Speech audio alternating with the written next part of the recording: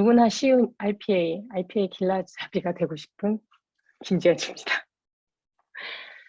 UiPath 앱스에 대해 좀 소개해드리도록 하겠습니다. 앱스 들어보신 적 있나요?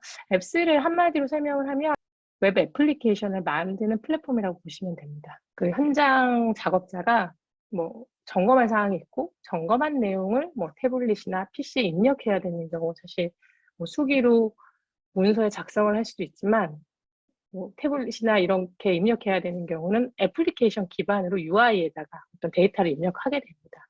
그러면 UI를 입력하는 그 애플리케이션들은 사실 코딩 기반으로 만들어지는 게 일반적입니다.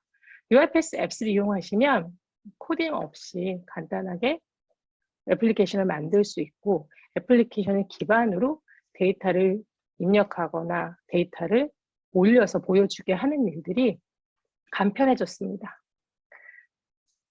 지금 화면에서 보시는 건 우측에서 보시면 앱스튜디오입니다.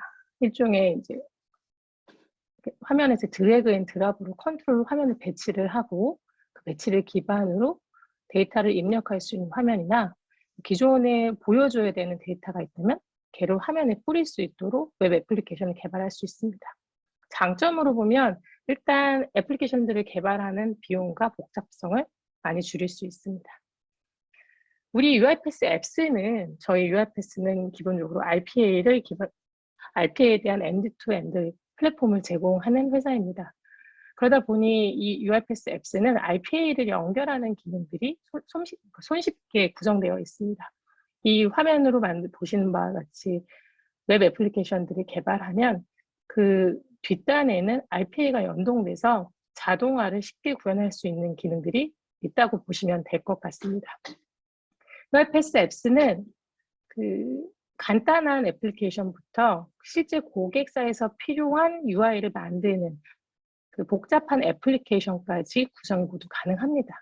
그 안에 이제 데이터를 넣고 꺼내고 실행시키는 것들에 대한 모든 커스터마이징이 가능하고요. 한 번의 클릭으로 우측 상단에서 보시면 그림의 퍼블리시라는 기능을 통해서 애플리케이션들을 바로 웹 서비스로 배포할 수 있도록 구성되어 있습니다. 앱스를 언제 사용할지 좀 보시면요. 크게 6가지 유스케이스가 있습니다. 이 중 몇 가지만 좀 설명을 드릴 텐데요. 일단 많은 직원이 같이 사용하고 있는 자동화 프로세스, 데이터를 주고받아야 되거나 아니면 UI로부터 RPA 프로세스를 수행하고자 하는 경우 그 앞단에 있는 UI 애플리케이션을 만들어서 걔를 통해서 RPA 프로세스를 수행할 수 있도록 또 구성할 수가 있습니다. 얘는 웹 기반이기 때문에 다양한 DBS에서 그 웹 애플리케이션들을 확인할 수도 있고요. 또 빠른 개발이 가능합니다. 로우코드 어플리케이션 플랫폼이기 때문에 컨트롤이나 그 안에 있는 구성 요소를 구성하실 때 코딩이 필요하지 않습니다. 또 그 화면상에서 이제 데이터를 수치로 아니면 텍스트만 보여주는 것이 아니라 UI와 함께 더불어 보고자 할 때도 이 앱스를 활용해 보실 수 있을 것 같습니다. 또 그 RPA를 연동함에 있어서 앱스는 어텐디드 로봇, 유인 로봇, 언어텐디드 로봇, 무인 로봇 두 가지 종류의 모든 로봇과 연동이 가능한 특징이 있습니다. 그러면 실제로 UiPath 앱스를 어떻게 사용할 수 있는지 한번 플랫폼으로 들어가 보도록 하겠습니다. 오토메이션 클라우드 좌측에 보시면 크게 메뉴가 쟤네는 액션, 앱스, 프로세스, 데이터 서비스, 어드민과 같은 게 있는데 이 중에 3번째 메뉴가 UiPath 앱스가 되겠습니다. 앱스 화면을 들어가 보시면 지금 중간에 보시면 만들어진 애플리케이션이 총 6가지가 있네요. 이 중에 이제 새로운 웹 애플리케이션을 만들어 보도록 한번 해보겠습니다. 우측 상단에 크리에이트 뉴를 누르시고요. 테스트라고 명칭할까요? 테스트라고 넣고 일단은 만들어 보도록 하겠습니다. 아예 보시면 input from file이라고 다른 사람이 만든 앱스 애플리케이션들을 내보내기 받아서 걔를 다시 임포트해서 그걸 기반으로 새로운 애플리케이션을 만들 수도 있습니다. 크리에이트를 합니다. 크리에이트를 하면 지금 화면에 보시는 바와 같이 가운데 큰 도화지가 나타납니다. 도화지에 이제 뭔가를 그려야 되겠죠. 좌측에서 보시면 좌측은 이 도화지의 하이러키를 보여줍니다. 메인 페이지 밑에 그 외 레이아웃이라는 형태가 있고 컨테이너가 실제로 컨트롤들을 올려놓는 위치라고 보시면 될 것 같습니다. 가운데로 쫙 위치를 시켜놓고 얘를 올릴 수 있는 것들이 무엇이 있는지 보도록 할게요. 이제 올려놓는 상태를 보시면 여기에 이제 우측에 add control이라는 걸 누릅니다. 여기에 이제 input 그룹에 버튼, 체크박스, 그다음에 날짜를 입력하는 데이터 피커, 드롭다운 박스, 슬라이더, 스위치, 텍스트 에리어, 텍스트 박스 총 8가지의 컨트롤을 보실 수가 있습니다. 화면을 구성하는 요소로는 커스텀 리스트, 디바이드, 화면을 나누어주는 거, 헤더, 이미지, 레이블 이런 거가 테이블과 같은 데이터 그 컨트롤 추가하실 수도 있고요. 컨테이너는 실제로 보시는 바와 같이 이렇게 컨테이너를 추가하거나 배치를 구성하는 요소라고 보시면 될 것 같습니다. 마지막으로 아이콘은 그 외에 이제 아이콘들이 쭉 있죠. 여기에 이제 컨테이너 하나를 제가 지우면 좌측에서 컨테이너 1이 지워질 것입니다. 여기에 저희가 타이틀로 간단하게 레이블 하나 올려놔 볼게요. 레이블에 딱 올려놓고 레이블에 이 이름 넣어보도록 하겠습니다. 이름 바뀌고요. 이름의 스타일을 한번 바꿔볼게요. 가운데 딱 올려놓고요. 위치는 왼 좌측, 가운데 우측, 또 양쪽의 가운데. 컨테이너의 스트레치 이렇게 되는 겁니다. 양쪽으로 쭉 늘리는 형태가 되겠습니다. 그래서 얘를 다시 가운데로 놔두고요. 그러면 얘 스타일을 보도록 하겠습니다. 얘 글자의 사이즈로 보면 14이고요. 퍼센테이지, 뭐 이렇게 퍼센테이지 다양한 옵션으로 글자 크기를 조정하실 수가 있고요. 볼드체, 두껍게 하고 이탈릭체, 밑줄 뭐 이런 것들 하실 수 있습니다. 여기에 색깔을 한번 바꿔보도록 하겠습니다. 블루로 레드로 바꿔보고요. 이름은 빨간색으로 쓰면 안 된다고 그랬는데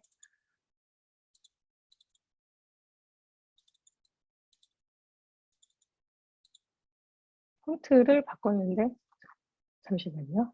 다른 색으로 안 바뀌네요. 얘를 기반으로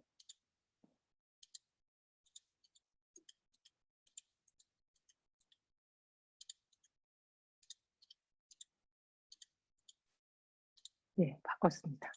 바꾸고요. 이름을 바꾸고 주변에 마진을 줄 수도 있고 크기를 주실 수 있습니다. 이 레이블이 차지하는 크기를 얘기하는 겁니다.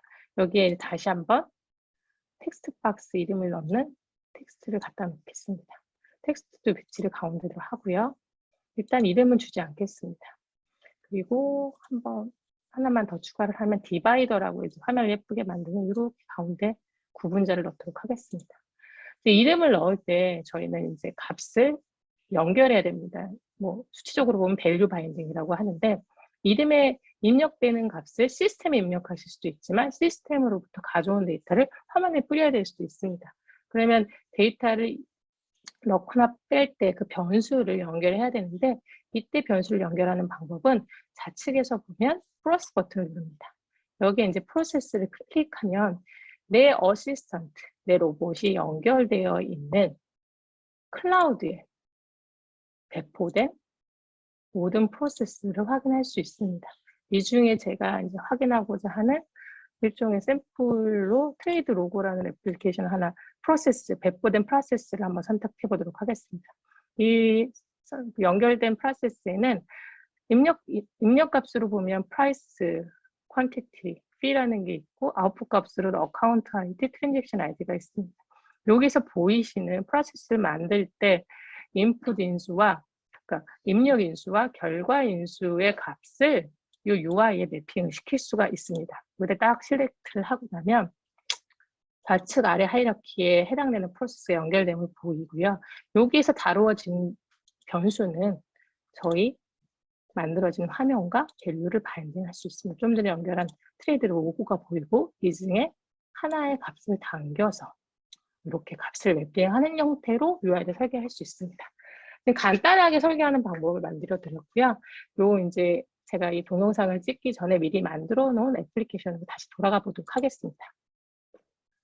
제가 만든 애플리케이션들은 현장 콘솔이 됩니다. 만들어서 편집을 할 때는 이 연필을 클릭을 하면 편집을 하실 수가 있고요. 플레이를 하면 이미 배포된 것들을 바로 애플리케이션 화면을 확인할 수 있습니다. 일단 편집 화면으로 가보도록 하겠습니다. 편집 화면의 UI는 다음과 같이 구성이 되어 있습니다. 크게 네 가지 컨테이너가 있고요. 각각의 컨테이너에 이미지, 레이블, 그 다음에 데이터 피커, 그 다음에 버튼, 레이블, 그 다음에 스위치, 레이블, 여기에 텍스트 에리어 버튼, 이런 컨트롤 요소로 화면 4개의 컨테이너를 구성했습니다. 얘가 하는 일은 현장 작업자가 현장을 점검하는 일이 있습니다. 이 화면을 태블릿이나 PC로 보실 수 있는 거고요. 이때 이제 현장 작업자라는 홍길동이라는 분은 시공에 대한 결과를 내가 체크를 해서 그 결과를 시스템에 제출하는 형태의 작업을 한다고 할 때 다음과 같은 화면을 만드실 수가 있습니다. 여기에 이제 각각의 화면들은 코딩이 전혀 필요하지 않고 좀 전에 보셨던 것처럼 제가 말씀드린 것처럼 이 부적합, 적합에 대한 밸류 값은 이미 연동되어 있는 프로세스의 인수 입력 값과 아웃풋 값과 연결되어 있는 바인딩이 되어 있습니다. 바인딩의 상태를 보시면 다시 바인딩을 할 때 보시면 저는 점검 항목 통계라는 RPA 프로세스 중에 두 번째 입력 인자를 이 밸류의 두 번째 부적합 선택하는 것 따라 그 값이 입력되도록 연결을 해두었습니다. 이 첫 번째 전원 포트 공법 준수와 같은 스위치에서는 첫 번째 인자와 밸류 바인딩이 되어 있고요. 지선 설치 여부는 두 번째 인자와 바인딩이 되어 있고 장비 시리얼 넘버 일치 여부는 다섯 번째 인자가. 각각의 프로세스는 내가 플러스 버튼을 통해서 이미 프로세스가 연결이 되어 있습니다. 점검 항목 통계라는 프로세스가 있고 이 프로세스를 한번 어시스턴트 확인해 보도록 하겠습니다. 이 프로세스는 스튜디오를 통해서 오케스트레이트 배포가 되어 있습니다. 배포된 것들은 프로세스로 만들어져 있고 내 어시스턴트에 포함이 되어 있습니다. 예를 들어 내 어시스턴트에 있는 것들을 UI로부터 수행하고자 하는 경우 이미 이게 로봇이 배포가 되어 있는 거고요. 얘 동작을 보시면 얘는 입력 인자 값으로 총 5개를 받습니다. 하나, 둘, 셋, 넷, 다. 그리고 입력을 받고 코멘트를 받도록 입력 인자로 받도록 설계되어 있습니다. 얘의 입력 값은 이 UI로부터 입력되어 온 값들을 기반으로 결과 파일을 저장하는 프로세스로 구성이 되어 있습니다. 그래서 해당되는 UI로 다시 한번 돌아가서 화면을 보고 얘를 실행시켜 보도록 하겠습니다. 실행시킬 때는 우측 상단에 프리뷰로 미리 보기를 하실 수도 있고요. 최종 엔드 유저가 보기 위해서는 항상 퍼블리시라는 과정이 필요합니다. 그럼 프리뷰를 통해서 일단 배포되는 화면을 보도록 하겠습니다. 지금 만들어져 있는 화면을 보았고요. 저는 현장에서 작업을 했습니다. 작업일은 23일입니다. 전원 포트가 준수되어 있는지 적합하다, 시리얼 넘버는 일치하지 않는다라고 부적합으로 체크하도록 하겠습니다. 그래서 마지막으로 4월 23일 점검 완료하였습니다라고 체크를 하고 제출을 하면 제출이란 버튼을 누르면 우측에 있는 로봇이 자동으로 실행이 되면서 그 결과를 어딘가에 저장하도록 하는 과정을 보실 수 있습니다.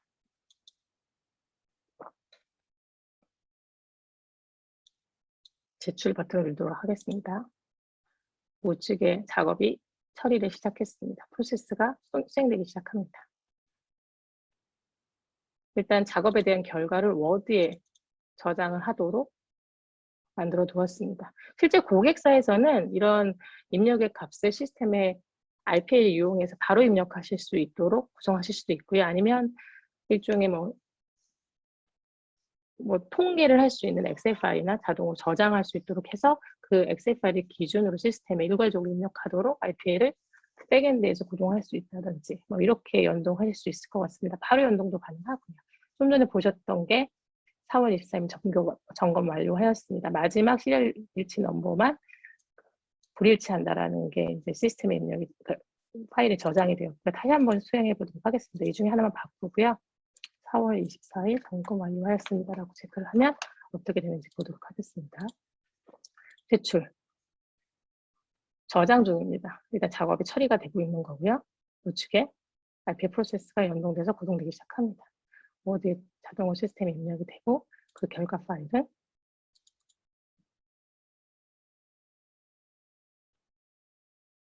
좀 전에 보셨던 것처럼 4월 22일. 좀 전에 말씀드렸던 게 이제 제가 4월 24일 점검했습니다라고 하는 이 항목에 추가되는 것들을 보실 수가 있습니다.